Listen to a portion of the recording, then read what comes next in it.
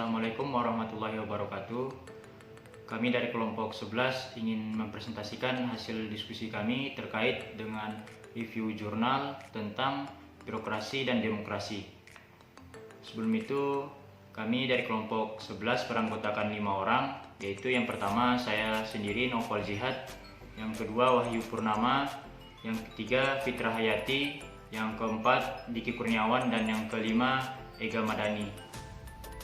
Baik, langsung saja kita masuk pada pembahasan yang pertama yang akan disampaikan oleh Saudari Fitra Hayati. Kepada Saudari Fitra Hayati, dipersilahkan. Baiklah, kali ini kita akan membahas tentang hubungan birokrasi dan demokrasi. Birokrasi dan demokrasi ini hubungannya sangat erat. Istilah demokrasi dan birokrasi seringkali dipertentangkan satu sama lain. Di satu sisi, birokrasi publik menempati posisi terpenting dalam administrasi publik. Namun, birokrasi dianggap bersifat legalistik dan cenderung mengabaikan tuntutan dan keinginan masyarakat yang individual. Birokrasi cenderung diasosiasikan dengan sesuatu yang bersifat hierarki, bahkan dalam bentuk pemerintahan yang otoritarian. Nah, di sisi lain, lembaga pemerintahan yang demokratis diasumsikan amat responsif terhadap kebijakan publik. Pemerintahan demokratis berupaya memetakan pilihan publik ke dalam kebijakan positif. Konsep birokrasi dan demokrasi mungkin terkesan bertentangan, namun sesungguhnya keduanya diperlukan demi terciptanya pemerintahan yang efektif dan responsif. Keduanya menyediakan manfaat bagi masyarakat. Responsifnya pemerintahan demokratis harus diimbangi dengan kepastian dan kenetralan yang ada di lembaga birokrasi.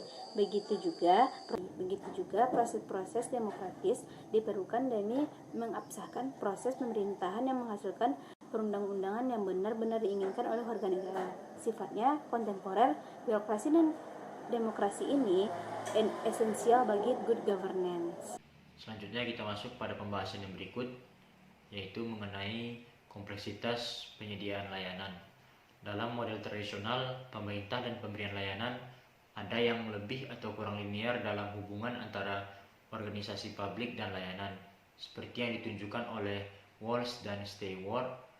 Salah satu karakteristik manajemen publik tradisional adalah bahwa negara yang dapat memenuhi kebutuhannya sendiri akan memberikan layanannya sendiri, seperti Swedia yang mengadopsi model lembaga untuk pemberian layanan. Sebagian besar tindakan pelayanan publik bertempat di kementerian yang terkait dengan otoritas politik. Walaupun model tradisional ini mungkin mampu menegakkan akuntabilitas dengan baik, namun hal itu juga merupakan proses hierarki dan tampaknya memberikan pengecualian terhadap publik dalam keterlibatannya secara efektif. Model pemerintahan ini berasumsi bahwa publik tidak begitu penting untuk menanggapi kebijakan yang disampaikan oleh pemerintah, dan keterlibatan publik itu sebenarnya dapat merusak kualitas teknis dan legalitas layanan yang telah dibuat.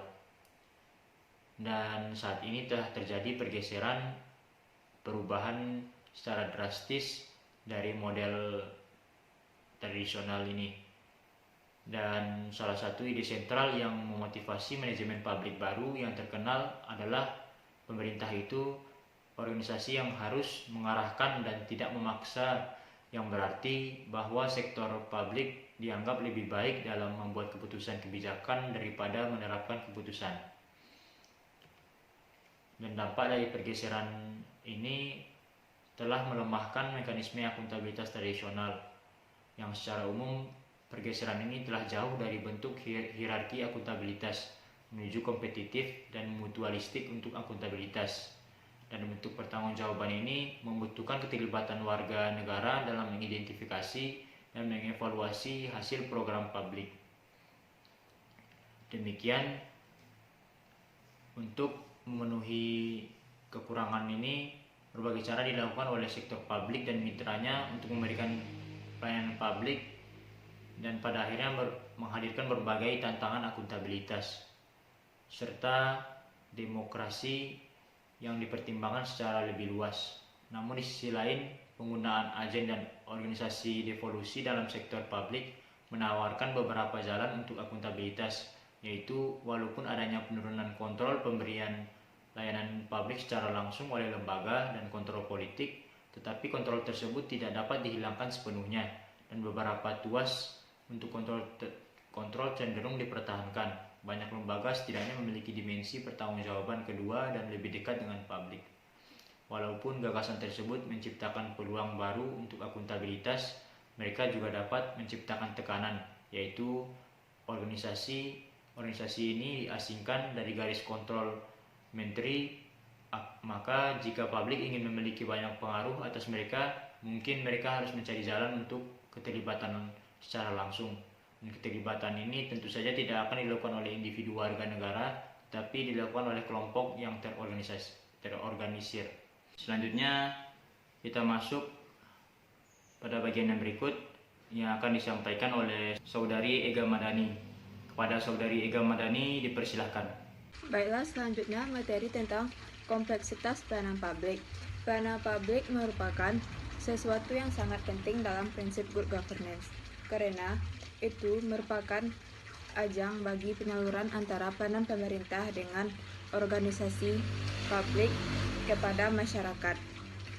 Dalam model tradisional pemerintah dan pemberian layanan, ada hubungan yang lebih atau kurang linear antara organisasi publik dan layanan.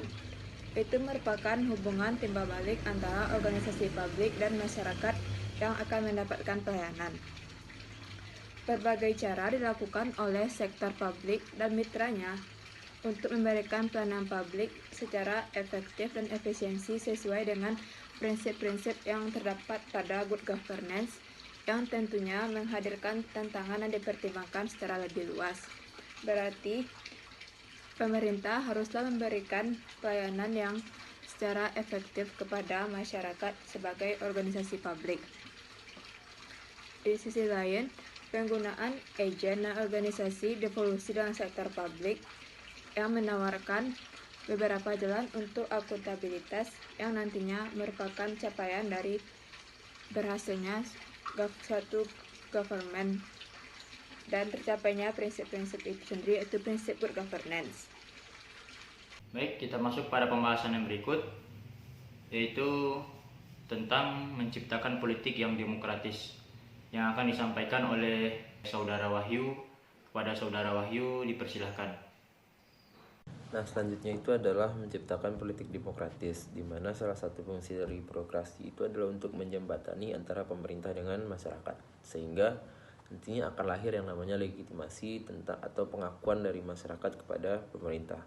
Nah, fungsi untuk menjembatani antara pemerintah dan masyarakat ini merupakan salah satu bentuk di mana birokrat akan berinteraksi dengan para klien. Klien itu merupakan orang yang akan menjadi konsumen atau kayak pengguna dari masing-masing lembaga, dan akhirnya mereka akan saling bertukar informasi dan melakukan kontak. Nah, disitulah akan terbentuk nantinya proses legitimasi atau masyarakat mendapatkan kepercayaan kepada pemerintah, karena ketika proses politik itu telah selesai atau pemilu itu telah selesai, akan lebih sering berinteraksi dengan masyarakat, dan tentunya adalah para birokrat, bukan para politisi dari partai-partai. Sehingga melalui para birokrat lah nantinya masyarakat mendapatkan kepercayaan kepada pemerintah, dan itu merupakan fungsi kedua dari birokrasi, yaitu untuk menjembatani antara masyarakat dengan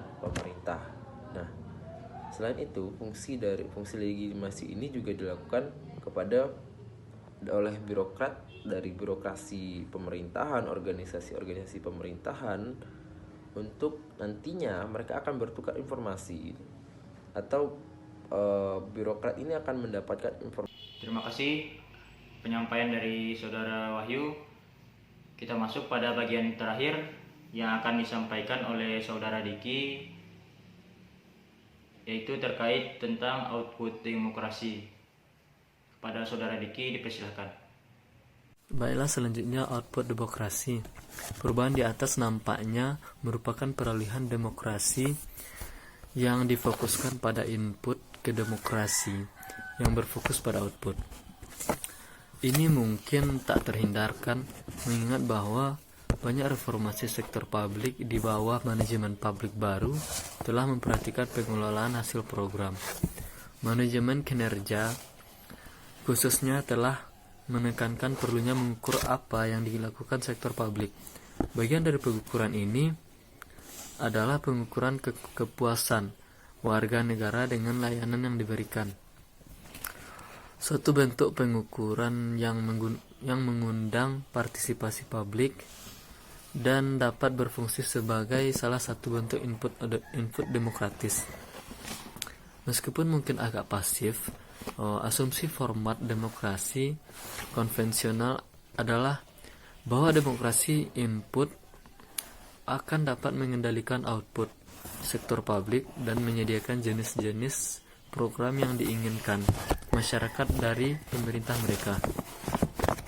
Nah, penekanan pada output demokrasi ini dapat lebih jauh melembagakan penyempitan kepentingan publik dalam kehidupan politik.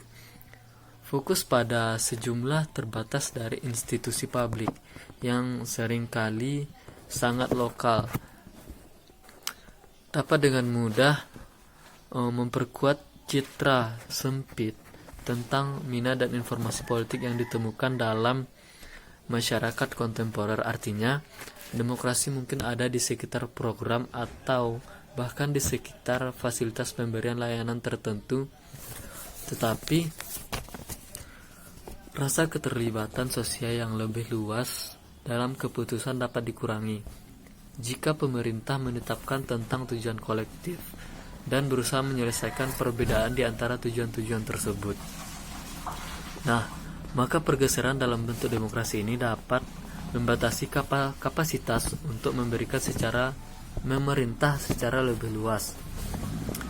Jadi, institusi-institusi demokrasi representatif seringkali mampu menyediakan beberapa koordinasi melalui kabinet dan lembaga-lembaga pusat.